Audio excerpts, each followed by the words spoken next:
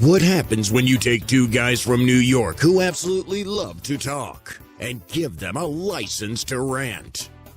You get your hosts, John Peasy and Mikey Sausage.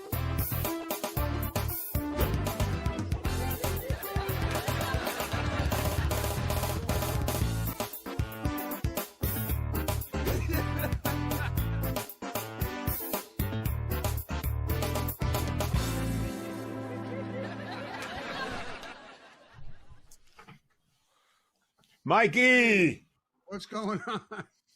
Hey, who is that guy on the intro of our show every time you see like a fat guy sitting in his chair laughing? Who is that guy? That's not a fat guy. That's Dale Yeager. He's the guy who was on John Benet Ramsey case. Oh, right. I remember he was a great guest. I'm sorry to hear that. Now, that the camera adds 10 pounds. Yeah, well, my camera adds 50. I don't know how it works. Peasy, I just got off the phone with my sister, and she said the cops just arrested a guy in Brooklyn, and the guy was going into stores saying, I got COVID, give me the money, I'm going to start spitting on you. So he's trying to rob the stores, threatening them with spitting on them because he has COVID. You know, all I can think of when you say that is thank God he didn't run in saying, I have VD, and he's unzipping his fly. I'm warning you, I will wipe this up and down this counter right now. No, but I don't know how to, I don't even know how that works. He went to like 16 stores, and somebody in the Chinese food restaurant gave him $20 just to get him to out. leave. Yeah, because people started getting up leaving. But I thought the Chinese people were the ones that brought it here to begin with. That's not What's good. going That's on, not my boy? good. Nothing. And by the way, we don't do politics, but I will tell you, tonight is very exciting, and you know Okay. why? I'm pregnant. Oh, okay. Not Again. mine. No, not yours. I've been it's pregnant exciting since I'm because 12. I'm excited about Jim Penniston. So I'm a big fan of all things UFOs and aliens and all that kind of thing, and as well that I don't know if you could believe in any of these things sometimes, but this is interesting because this is one of the people that actually touched a spacecraft that landed in Rendlesham Forest in 1980s. Now, 1980s is a long time ago, but it's not really a long time ago. I mean, if you think about it. I remember 1980s coming out of John Travolta and dancing in discotheques and things starting to go grungy and stuff. And listen, it was a long time ago. I had a really full head of hair going, and I'd love to see that. Yeah, I got pictures. I would really love to see that. I had one of them mustaches. When you first try to, when you first start to grow facial hair, got that bad mustache that comes in and. On the next show, please. Sweatsuits on and my pushback hair. You were a little cuisine from New York. Hey, it's Mikey. So How you doing? So were you. I was a Guido. But so you have a good intro for our guest or what? Oh yeah. Are you directing me now? Yeah. Okay. So in the late December of 1980, there was a series of reported sightings of unexplained lights near Rendlesham Forest in Suffolk, England, which has become linked with claims of UFO landings. And this event occurred outside of the Royal Air Force in Woodbridge, which was used at the time by the United States Air Force and their personnel, including Deputy Base Commander Lieutenant Colonel Charles I. Halt, and he claimed to see things that he described as a UFO sighting. Now, this gentleman that's here tonight, there were two people, and Jim Penniston was a witness account of this craft that night when it landed. He went and checked into this and went over there and made a report about this. And later on, years later, came out, I understand, and claimed that he actually went and touched it, but he hadn't said it for a long time. So it's really super interesting how this all lays out, and we'll let him explain it. So please welcome Mr. Jim Penniston, who is here tonight, and we're grateful. Hi, Jim, and thank you for coming. Hello. That's a great intro. It's a little bit broken up. Okay, I'm all ready to inform the audience of what happened. I mean, Well, that's why I would like you to inform it the way it actually happened. And before we even get into that, I would like to address later on the idea whether or not you waited many years before you actually said that you touched it, because that's what I understand, but I could be wrong. no, that's true. I retired in 1993, and it was treated as top secret up until 1993. And matter of fact, on my discharge, and when I was out processing back in '93 at Grissom Air Force Base, which is in Indiana, when we went through our non-disclosure list, and they had all things like contingency plans, nuclear weapons, this, that, the other, and Colonel Halt had retired a couple years earlier, and he says, whatever you do, ask him to see if the Rendlesham incident is still classified. I said, okay. And so I did, and they said, well, you have to come back. We'll send a message off to the Pentagon, and we'll let you know. We'll give you a call. And a couple of days go by, and I'm wanting to get out of the Air Force, retire pretty bad. I had a job lined up in that, and he finally get me down there, and he says, okay, he says, we got a response back from the Air Force, and he read it out. He says, nothing classified on that date happened, so therefore nothing is classified. I says, can I have a copy of that? And they said, you sure can. That was the end of it. So it wasn't top secret at that point. And so I said, okay, within 3 weeks, I was talking at the Freeport, my hometown Pilots Association. I was asked by United Airlines pilot, by the way, to talk there. And I would start talking about the incident within 3 weeks after my discharge.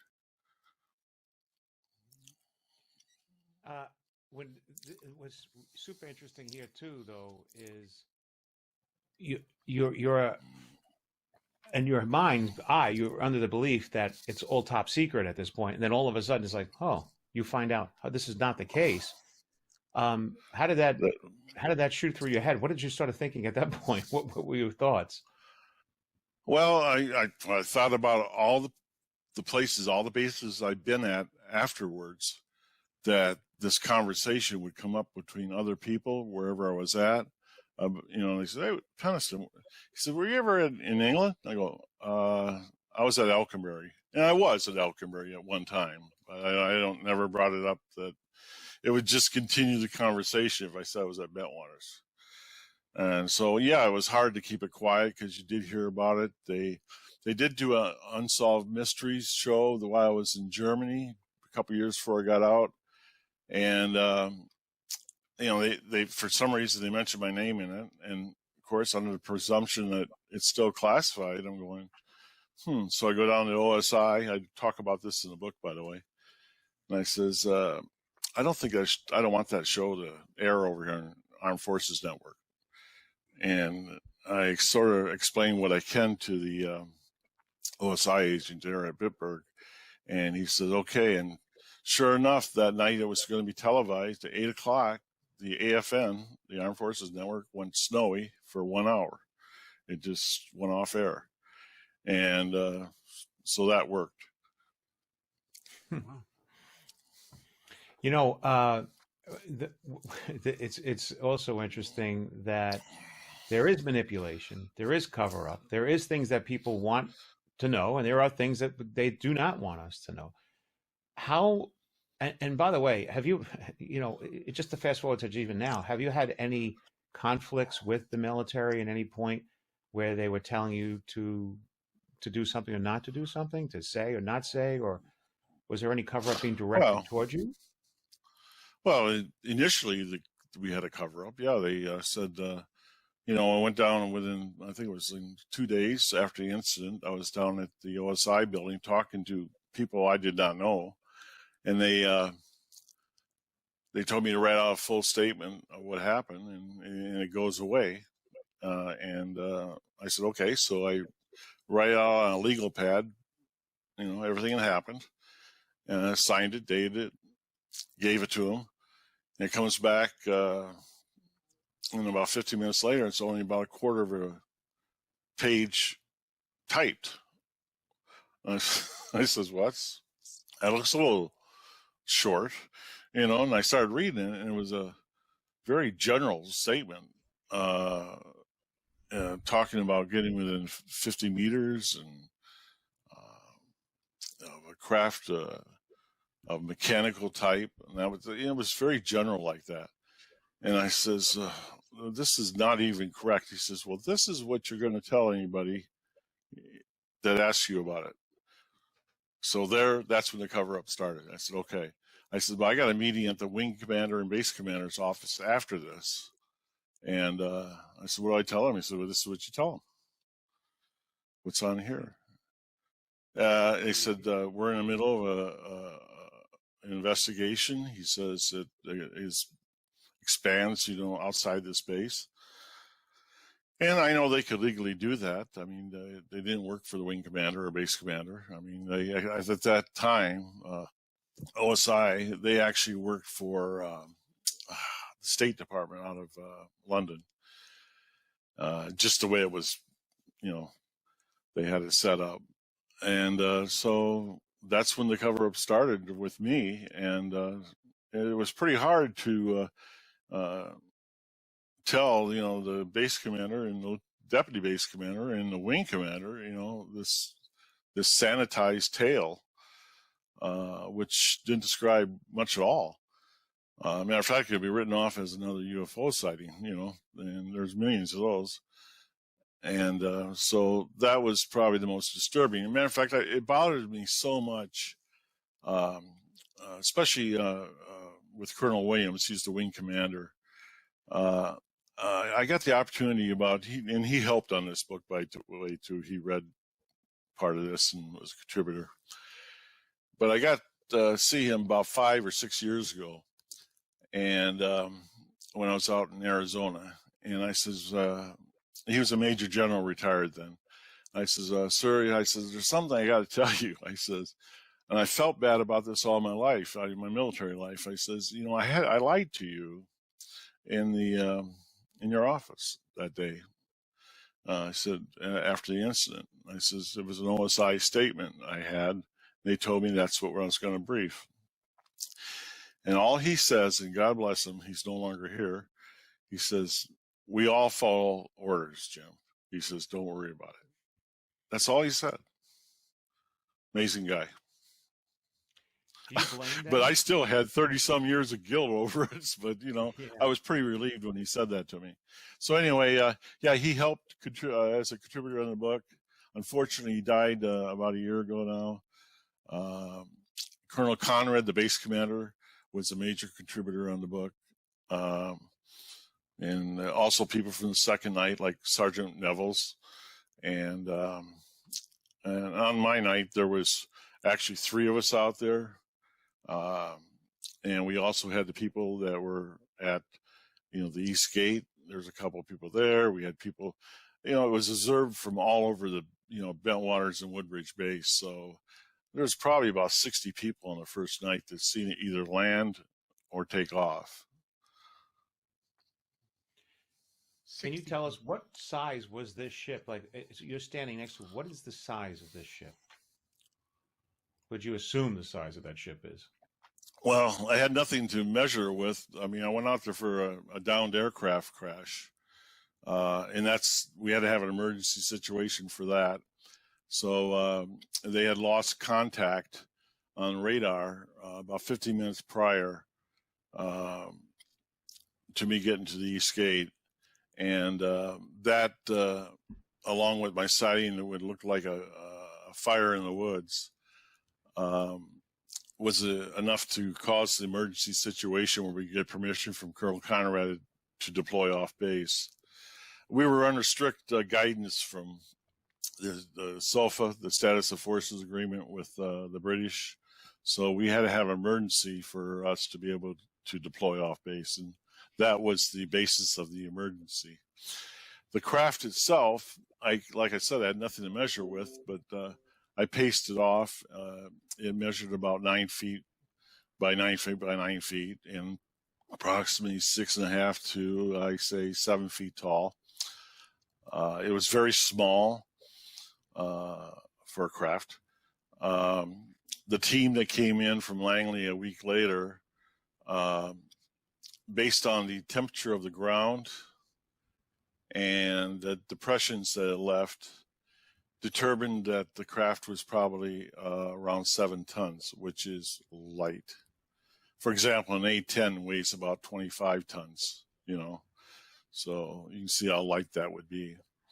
And for its size, it was pretty heavy for its size. So now, Did I answer that for you, John? Yeah, you've answered the question, but I guess in my mind's eye, I'm trying to say in my mind's eye, like, what would be the size? What kind of a person would fit in there standing up? A little 5-year-old boy, an adult that's 6 feet tall. What kind of person would fit into that ship? None. It's too small, and it's too small. And you know, the craft, had, I when I determined that it wasn't an aircraft crash, it was just outside the forest tree line. I started coming back in, and then I could start feeling, residual stuff from it, like when I was getting within 15, 20 feet. And they were things like static electricity all over my skin, face, and hair. Also, my movements were labored. The best description I give you on that would be like walking through a pool of water that's waist deep. And that's the struggle I had walking up through the first 15 feet to the craft. All that dissipated eventually. There was no sound around it. I looked for all the things that aircraft have to make them fly. I looked for flaps. I looked for air guns. I looked for crew compartments. I looked for intakes. I looked for exhausts. It was void of all those things. And also the skin of the craft, the fabric was completely smooth, which is unusual because there wasn't even rivets or nothing like that. It was just completely smooth. It was metal, but I used a comparison of black glass because that's what it looked like. Also, it did not have traditional landing gear. The landing gear had light coming out from underneath the craft, and it was cylindrical type light coming down three beams. So, I'm looking underneath there, and all I can see is this light. And I see it had made the 3 impressions in the ground. So I used the term light, but it was a technology. Obviously, it wasn't light. It was some other type of technology that I can explain. All during the course of this time, I still am on my interbase radio that I have, and I cannot receive central security control or anything like that, which is impossible. We had repeating units all over the Woodbridge and Bentwaters. But I still transmitted, and hopefully that the other airman, Kabanzak, who I left about 50 meters back, 50 yards back, I set him up at the enter control point at that time because I thought it was going to be an aircraft crash, for first responders and stuff like that.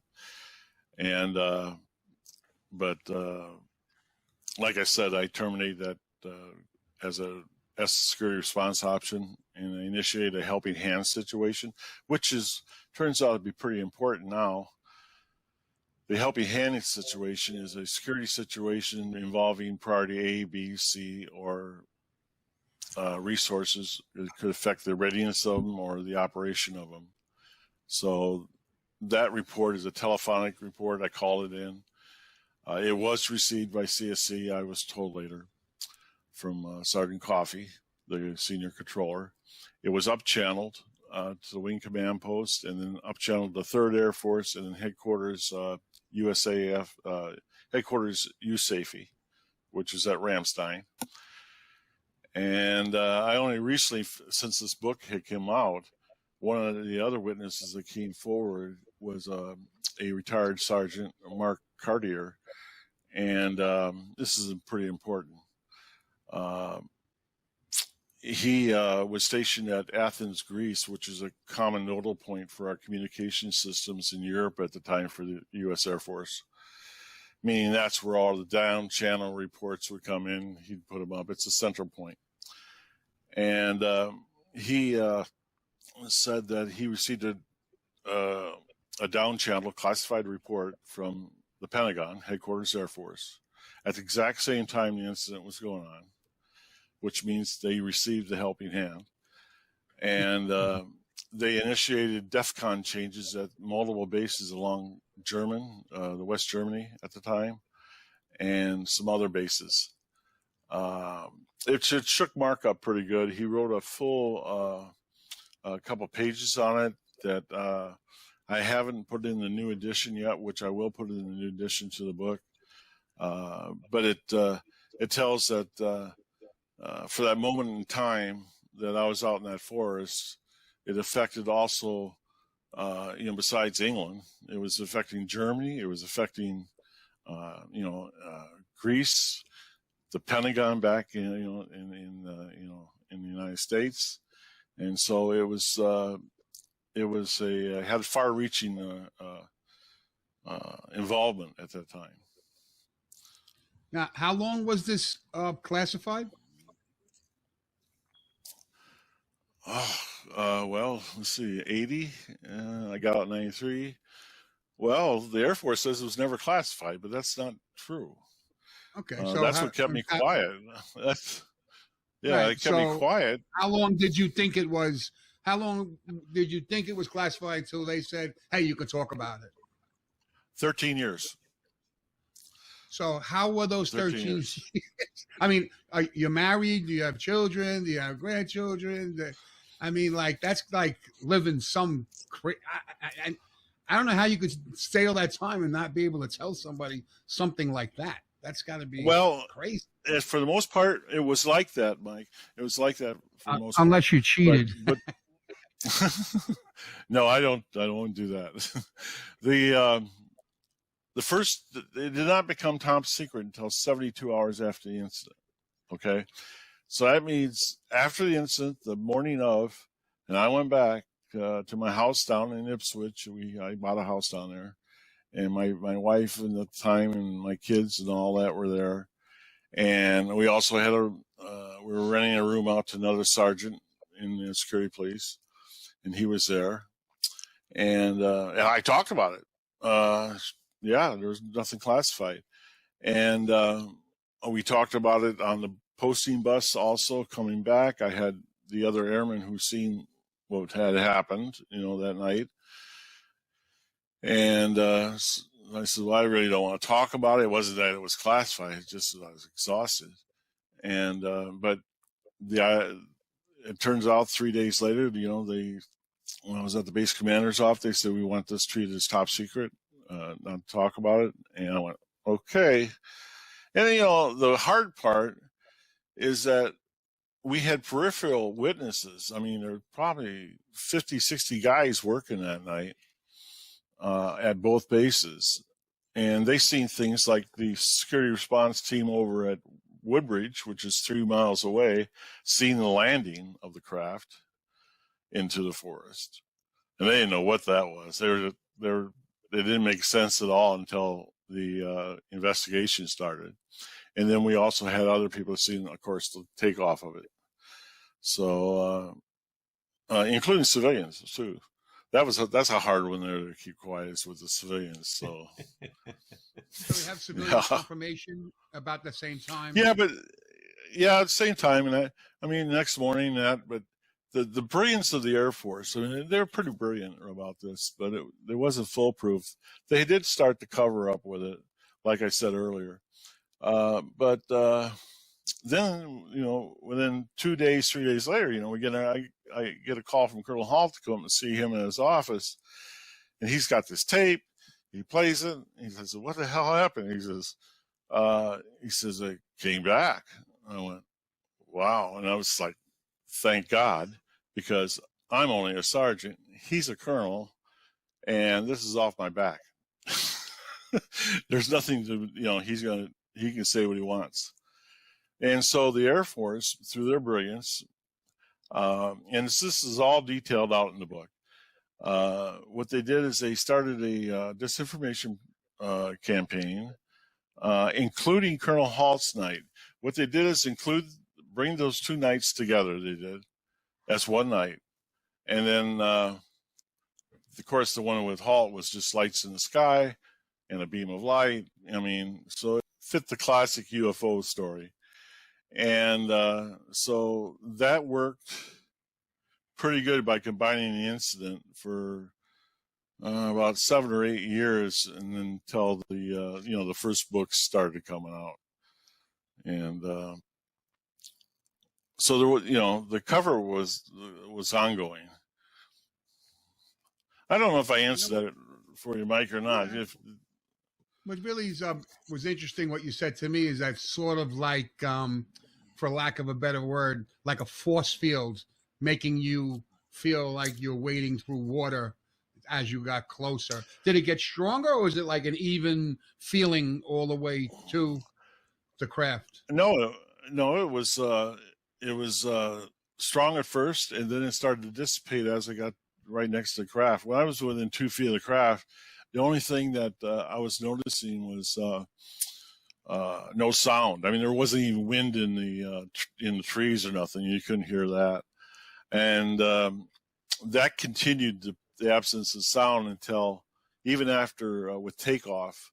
There wasn't no like air displacement, like from engines running up. There was no sound. It went up to the top of the canopy of the forest, made a slight turn, and it was just gone in the blink of an eye. And there was no air displacement like that at all, and there's no sonic boom or nothing like that. So yeah, it's so it makes absolutely no sense for anything that a normal aircraft would do. Even the stealth fighters that we have today, we didn't have then, obviously. They make some kind of air displacement if they took off, or like just have something like. So did anybody ever try to figure out what could propel something like that? I mean, it's nothing, no technology that we have here on Earth. No, it's well, at least not now. We have, it has that aircraft even today. You have flaps, you have to have an intake, you have to have exhausts, you got to have air guns, there's things that make it fly. This was a brick. I mean, this thing could not fly, but before me, I'm watching it move, take off, and were the movements very were they very precise and like direct, or was there a wobble? I mean, okay. No, it was controlled.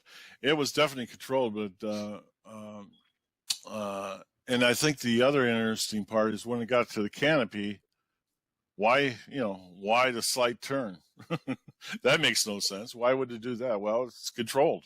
It's a controlled flight of some kind. And it's I don't know. I don't have the answers. If you're looking for answers, I don't have. But just think about Mike. Just think of this. Jim, when you go put your head on that pillow at night, for how many years do you sit there and look at that picture in your mind and think, "What the hell happened here? What the?" You just for the rest of your life, you got to put your head on the pillow and wonder and think. Yeah, it's rough. For like the last 30 years, the PTSD from it. I mean, they asked me, how can it be so clear in your mind what happened? I said, well, because Rendlesham probably for me it happened last night or 3 nights ago, or that's how often that happens. I do have excellent doctors. I got excellent medication that will try to block. It's an alpha blocker that will block dreaming. So I that does help, and but I'm still taking that. I mean, I think I just got used to it. I don't know. There has to be some solace in the fact that it just wasn't you.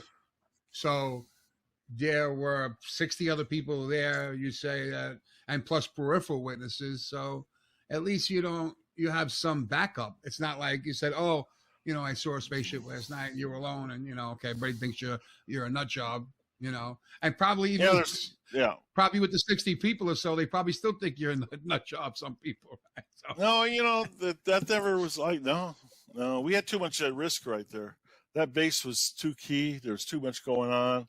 We had nuclear weapons. So there was that type of base. Yeah, it was declassified a few years back. We had nuclear weapons in storage at Bentwaters. And there's no playing around. I mean, there's nothing like that going on. Wow. So I wonder. The Air Force actually. Go ahead. Yeah. Well, the Air Force actually, they were pretty compassionate about it. After the squadron commander left, Major Ziegler for the security police, they sent in a colonel from a colonel replaced the major. How does that work? I don't know. So they sent in a colonel from the Pentagon. That was his last assignment. He worked security police intelligence there, which I tried to check up on. There is no such thing as security police intelligence at the Pentagon. But anyway, he was my squadron commander. The first day there, he calls me up to his office because I was promoted and I was in plans and programs. I was the NCOIC of that office, writing all defense plans for the base. And he calls me up there, and I thought he wants to talk about our contingency plans or stuff like that. And he just said no. He said, shut all the doors. He got a cup of coffee, gave it to me. He said, sit down, Jim. He said, I'm Chuck Highbush. I said, hello, sir. He says, no. He says, I want you to know. He said, I just came from the Pentagon. He said, I'm here in case you need me. He said, I read your full statement. So if you need anybody you can talk to about it, because it was top secret, right?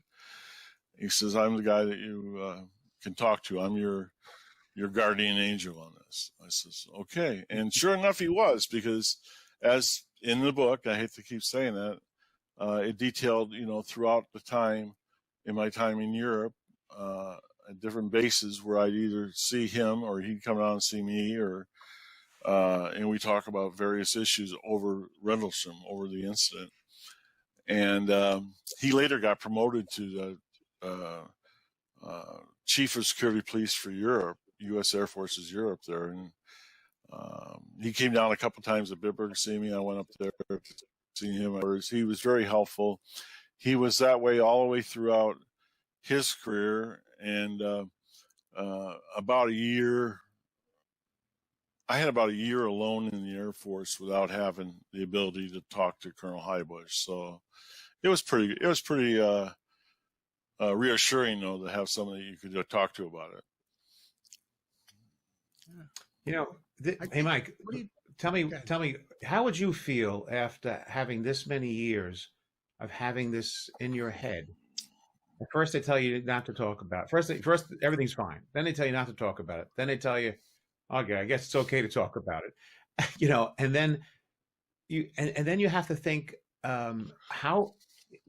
I mean, it's a mystery of life. There's lots of mysteries in life. It's almost like if God comes down and knocks on your head and says, "Hey, remember me?" And then it doesn't make any sense to me. How do you live with yourself with not knowing the answer to what this was really all about? I think this would sign me and drive me nuts. It would drive me crazy, literally crazy, just thinking about it all the time. Because it's one of those inevitable answers that you just can't get the answer to. It'll drive you crazy. It's a circle riddle that'll just drive you crazy. I don't know how Jim handles his psyche being part of this. I don't know. I mean, I think I would like it. I don't know how I would feel afterwards, but I mean, it's a very rare thing, and I think I would. I'm a curious guy by nature, so something like that. Like I would probably enjoy, right, knowing me. And also, I'm wondering, like, if they picked that place to land because of the nukes and stuff that was going on there. Who knows? I'd like to know the reason, which you never could find out, obviously. But I'd like to find out if they were coming down to see what was going on there. With maybe they can, have this way to inspect everything without getting off the ship. Maybe they had to get closer. They want to know what's going on there. Who the hell knows? Just lucky they didn't take Jim with them. Right. Well, if it was you, You you would have know, preferred to go. there are so many impressions, these impressions you have is actually communication at the time, because there was, this bright light, touching of the symbols on the side of the craft. It goes into a lot of detail like that. And so these impressions, at no time since that incident, during the incident or anything, I thought it was extraterrestrial. The impressions that left that this craft was of orange. The origin is Earth, but just not at this time, not at this dimension. That's what it left as a impression. Of course, when with the binary code and all that kind of stuff, there was later, research by my co-author Gary Osborne, and the math with that doesn't lie. So we're pretty convinced that this is a interdimensional type craft, and it's not just our opinion on it. It's we have several scientists that are that back up what we're saying, theoretical physicists, stuff like that, and the other thing that one of these impressions that I had is that it actually came in '94. This is a year after I'm out. I was so bad I couldn't sleep at night, 2 hours a night maybe. I just couldn't sleep at all. It was because of the PTSD from this.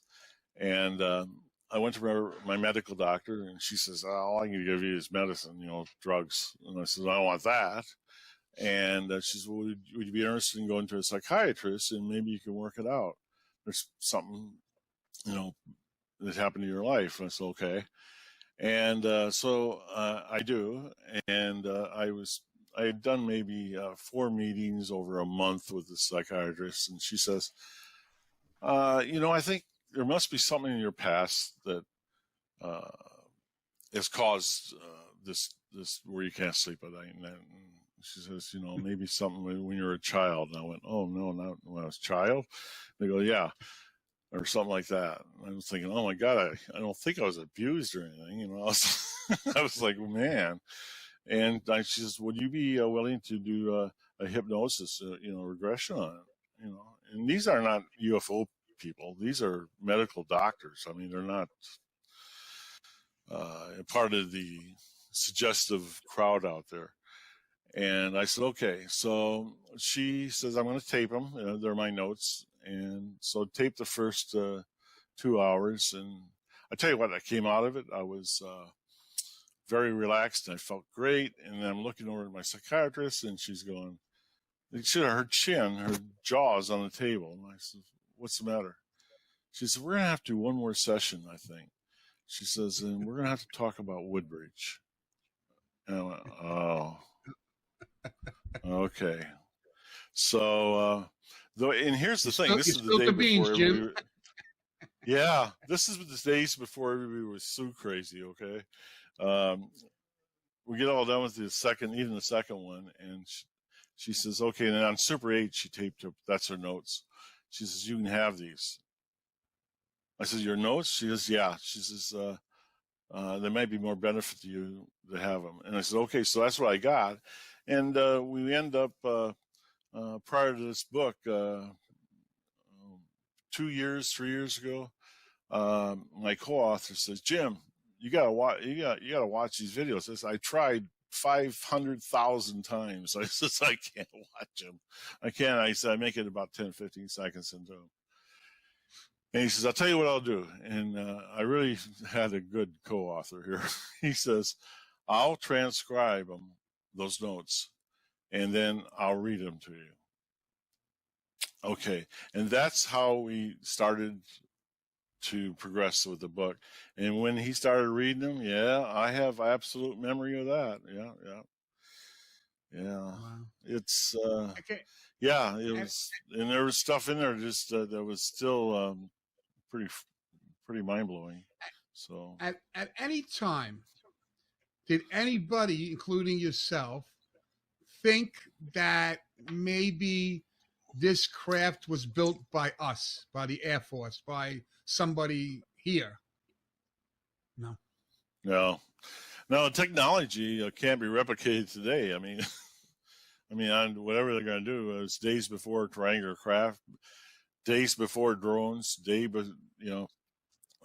like I said, it didn't have none of the stuff the aircraft need to fly.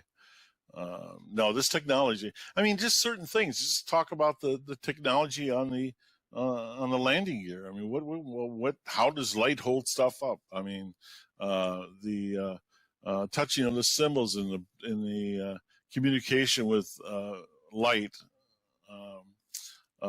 happened, and it was maybe in 5 or 6 seconds till I figured to take my hand off, and just stopped. And I had my night vision out in this completely black woods, pretty much, except for the little light coming out from underneath this craft. I had my night vision immediately, so it wasn't light, but it appeared to be light. So technology is like, what kind of stuff appears as light in its communication? How does that work? But Jim, we don't have nothing like that. Briefly explain to the folks here, just briefly explain what happened, that you actually walked over to the ship and felt all these letters apparently, and then when you put your hand on it, you got this download. Just briefly explain that to folks. Yeah, I made my, I was making my 360 walk around on it, and, I seen that there was something written on one side of the craft, which actually made me feel a lot better, because I was thinking it was going to be like experimental, whatever, and right. Maybe a sickle or something on it, or who knows. But the technology was just out there, and I seen these 6 glyphs that were on it.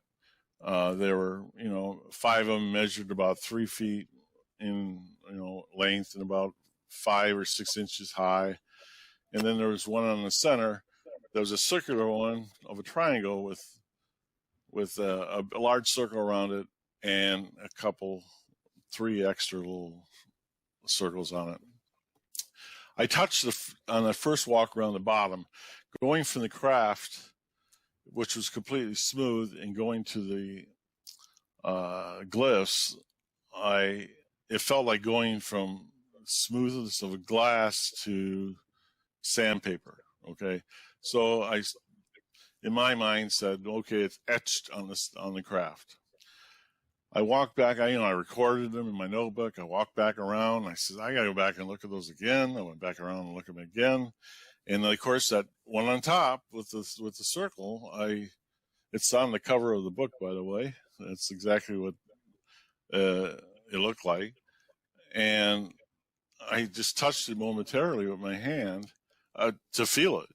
And there was a bright light. I couldn't see nothing. It was so white and intense, the light. It was just pure light with ones and zeros and that flying around. And I gained my senses, and then I just lifted my hand off, and I was fine. And like I said, I had my night vision. So I went back around on the other side of the craft, and I was waiting for, response forces to come out there, because they got to see this stuff, they got to take a look at this. This is something else. And it didn't look like it was going anywhere, but then it started generating light throughout the craft again. And so I got away from it about 10 feet, maybe 15. I tried to dig a hole in the ground. I mean, that's how I got on the ground. I mean, I'm right at the ground. I thought I must have activated something, and it was going to explode or something. That's what I thought. And yeah, it's like, yeah, don't touch that damn thing. I should have never touched it. That's what I was saying. And it's, then just lifted up and went through the trees, went up to the canopy, and took off. I was both relieved and happy to see it go. As now, that time I have. Yes, I was going to bring up 2 points. One was that Jim, before we went on the air, mentioned that he didn't believe in UFOs. He never believed in aliens or UFOs or anything. And the other thing is that I understand he got a download of information that later on they figured out was binary code. He got zeros and ones pumped into his head when he touched it, if I'm correct, and then he was able to write it all down, and later on it was deciphered as binary code with words. Correct, Jim? Yeah, I couldn't sleep that night. So I was looking at my notebook and, looking at my notes, and in a mind's eye, I said, I think I can write that down. And so I wrote down, like 0110001. I started doing that, and it felt better, because up to that point, I thought I was going to have to go to the base hospital, and that wouldn't have worked out well, because what do you tell them? I had contact with a craft unknown origin earlier that day, and now I see ones and zeros. Oh, that end of career, But anyway, I started writing this down. I did that in a notebook for, I don't know, like 16 pages. It was a small notebook. I mean, I don't know. And you felt relief. Did you have a migraine from that? Well, after I was finished, I couldn't see the ones and zeros anymore, and I felt good, and it was like midnight at that point in time, and I had also got up and drank a pot of coffee, and I did not think I was going to be able to go to sleep, but I was pretty tired, and I went right back to sleep and slept for about 10 hours. So, and the funny thing is, like, I never thought nothing of it. It's like he got it out of his brain. Never thought nothing of it. I thought I dodged a bullet. That's what I thought, because I'm going to be all right. And then we're doing a film shoot for Ancient Aliens in, 2010 in Phoenix. And, of course, that's when they'd film. So they're changing the film over, and one of the airmen with me asked, about a date. And I said, well, I'm flipping through there, and I had all the ones and zeros written in the back, and I went too far, and I went, oh, and then at that time, Linda Moulton Howell was there. She was like, oh, you know what that is? Well, he says, where you wrote that? So I wrote it down that day after, the night after. And she says, that's binary code. That's the first time I knew what binary code was at the time. And they, encouraged it to be deciphered. And so I said, I have to think about it. And that's when it came out. That's why it took so long. We later, besides having it, deciphered, we had Robert Wood out in L.A. Authenticated the notebook of being written in, December 1980, the time period. He authenticated it. And by the way, I seen him in 2019 at the MUFON national one in Irving, California. And I got to talk to him again. And he told me a whole bunch of stuff about it. He says, he remembers that case, precisely about getting it. And he had some interesting observations that will go into the new edition of Jim. So The did it gentleman who wrote that. Did it decipher into anything? Did it mean anything? Yeah, it gave out. I think what's more important besides. It's in the book. It's fine. It's in the book. The binary code words. Yeah. Yeah. The epilogue in this book is like 55, 60 pages long. And that was written by Gary Osborne, my co-author. And that specifically addresses the binary.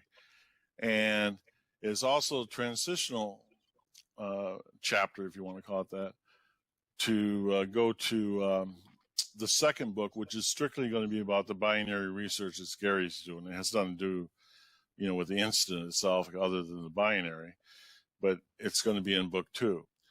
And so the book 1 is definitive. I mean, it's not like there's going to be more, except for the new witnesses that came forward and stuff like that. Now, Jim, the other interesting thing about that book, before I go, the book is not to convince anybody what happened out there. It's to go ahead and present the facts. And the way we did this, it's 702 pages long. And the way we did it is Gary wrote the chapter evidentiary endnotes for each chapter, and they total about 300 of those pages. So don't take our word for it. Look at the evidence that we present with it that would back up what we're saying, and the witness testimony and whatever it might be. And it's to convince. I don't think you're going to find about craft unknown origin that lists 300 pages of, endnotes on evidence. Understood. Go ahead, John. I'm sorry.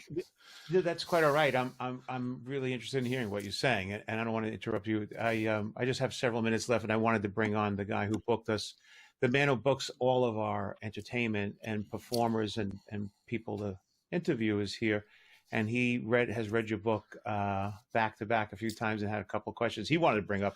It's unorthodox. He's generally not here, but we're happy to bring him in to ask you a few questions.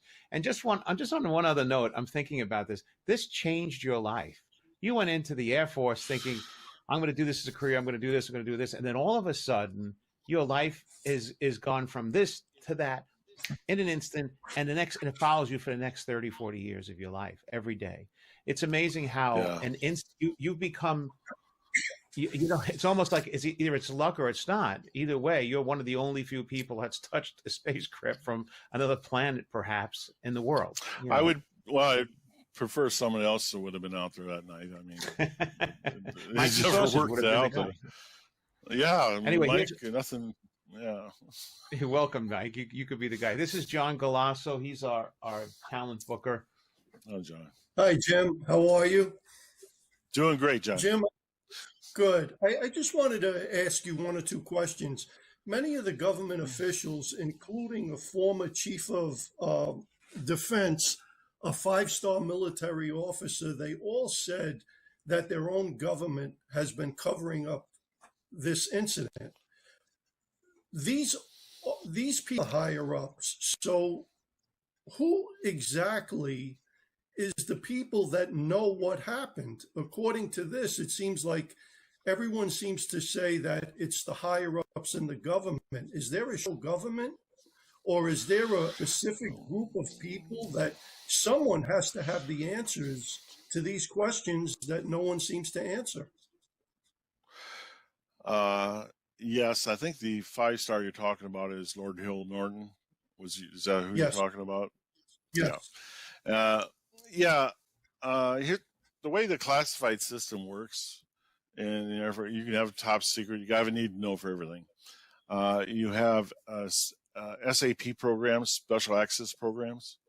Then you got a thing called, and those there are easy. You can do FOIA requests after, stuff's declassified and stuff like that, and you can get information. But then there's a way of hiding the information, and that's called USAP, and that's unacknowledged special access programs. And that could be very well that, let's say you have an office in the Pentagon who is a legit office and gets funded and stuff like that. They go ahead and subcontract work out to a civilian contractor that would be and that falls under unacknowledged special access programs. You cannot FOIA that. You cannot gain access to it. Members of Congress don't know about it. The president don't know about it. I mean, that's just the way it's set up. It's very compartmentalized. How many people would be involved in that? How many people would be involved in that actually would have the answers to these questions? Your guess is as good as mine on that, John. I mean, I think it's limited. Sure. I mean, presidents come and go. So do members of Congress. I mean, it's got to be something. I think the biggest secret in here is that this is, as the evidence is pointing to, that this is, let's ask the question. I'll ask the question. How would it affect if the people of Earth, the people of America, knew that we achieved time travel, interdimensional travel in the future at some point in time, and we have the ability to come back and alter it or change it or to retweak it the way they want? Well, how would we react to that? Well, that's the reason for. That's an That's the insane reason thought. to keep it so quiet. That was the Yeah, next because point I was once you've interdimensionally changed something, and interdimensional travel is time travel. Once you change that, another timeline, according to the physicists, is started. So not knowing what had happened in the previous one, we just don't know. It just automatically changes it. So it's pretty scary if you think about it. And it would also, it's about power. You know, the person that could do that, the agency that could do that would be the premier power on the planet. I mean, they could change anything. Well, under hypnosis, you said, if I'm correct, you said that you believed that this was a ship that was time traveled. Yes, I do believe it is, and that's, I call it interdimensional travel because time travel is a Hollywood term. That's something that we invented ourselves in H.G. Wells, and it's the ability to transverse dimensionally, back, forward, whatever. Another thing is in that hypnosis. I'll bring this up in here. One of the things that was communicated is even in the year 8100, which is from the notes, excuse me, even in the year 8100, we, Earth, people from Earth, are still waiting for first contact. So it sort of blows the whole ufology thing apart. One of the theories that was presented to us recently, and it makes a lot of sense, that they said, well, how do you explain that some people have experiences like with grays and things like that? Well, one of the scientists came up with, well, they're probably, you know, a cyborg type developed tool that could survive the interdimensional travel. That was what was presented to us by our scientists. Makes a lot of sense. I thought that was a pretty, yeah, it made a lot of sense with that theory. I went, oh yeah. Yeah, it also means that it can change what you perceive you're looking at too. I had one of these USAP agencies get a hold of me 5 years ago asking tons of questions. And former CIA, if you believe that. I don't believe that one. That's what he said. And they said one of the things about it is that they find that there's only like about 50 people that actually have these really close encounters. And the farther away they are, the more likely they were to use preconceived notions in their own mind of what they're seeing. Okay. But they said the reason they wanted to talk to the Rendlesham people because we had actual contact and we're in this sphere of influence around it, and we've seen it for what it is, and they were convinced of that. So anyway, it's that might be enough for another show. I don't know. We would like to bring Just you on one for last another point. show. Do you believe that there's time travelers walking amongst us now? You know, I think it's ongoing, but you know, to them it might be only a couple of days in history. Who knows? But it's ongoing. I think if there's crash retrieval, it's because they want it to be found. Because let's face it, if you can transverse time, you can make sure that the crash never happens or the evidence is never found, or I could go back like 50 that. pounds. Or you go back 50 pounds. You and I both. My last point, Jim, is that this is such an incredible story that this could be one of the most important stories in history. If basically someone else, one of the officials said that either everyone involved is lying, which we know is not true, or this actually happened. So that being said, taking the point of view that this happened, how come this isn't on every news station and in every newspaper? How come this story isn't just national attention? Because obviously this is a story that could change history.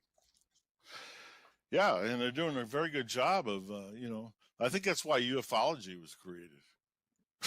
let's talk about UFOs. Let's talk about, things like that, lights in the sky. The newest one, like with these Navy ones here, the recently.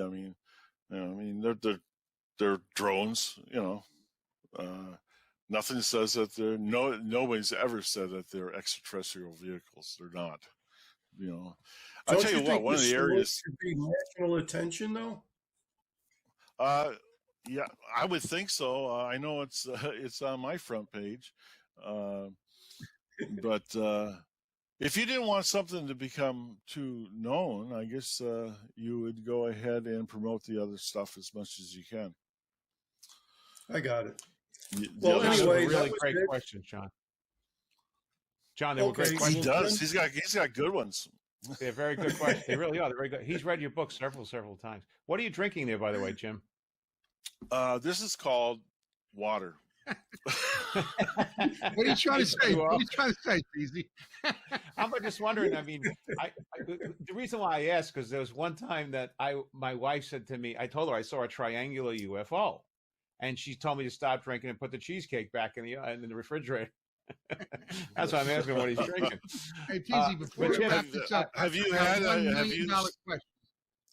I All right, actually what had is it? two experiences. Yes. I'm sorry to Yeah, say I I'm mean, so out of okay. time here, but I did. My family and I had two experiences. We saw one in Staten Island, New York, many years ago in the early '80s, and I had seen the lights in the sky moving around and circling above my daughter when she was in the backyard when she was 3 years old, and it was And not just like making turns that are impossible, right? yes, moving around and then zapped out. I Yeah. saw it twice, and both times it wasn't. Was the other one triangular or?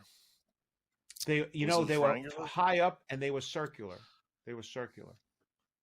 And I don't So- Jim, know. do you have an opinion? Jim, do you have an Hey, opinion hey. about Bob Lazar?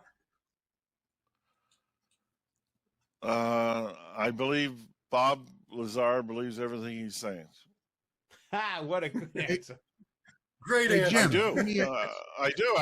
I think he believes everything he says. Well, that's a great No, answer. That's a great. We yeah, have to go. I'm so I. sorry to say. Jim, would you Yeah, come back those another are- time and we can unpack some more of this in a little more detail? Yeah, and maybe check out the Kindle version or something like that. So you can read it. It's got a lot of maps and stuff in there too. I didn't know this, but everyone that's watching, you know that his book is available on Kindle for free if you're a subscriber to Amazon, which is wonderful. And the book is The Rendlesham Enigma, and it's right there in front of you guys. You can see it right there on Enigma. Please download it, read it, buy it, purchase it, and let us know if you like the show. Press like, press subscribe. I also want to thank our producer down there, Mr. Leland. We call him God. Nobody sees him, but they could probably hear him. He's down there. He can say hello. And I also want to thank John Galasso for this wonderful book that he actually has written called Smile, a Grin, and a Laugh, That's Life. And Mikey Saws, and you also, Mr. Penniston. Thank you so much for joining us. Well, thank you. Wish you lots of luck and health. Stay well. Thank you, guys. We'll see you next time. You too. Been a Mikey, pleasure. so much fun.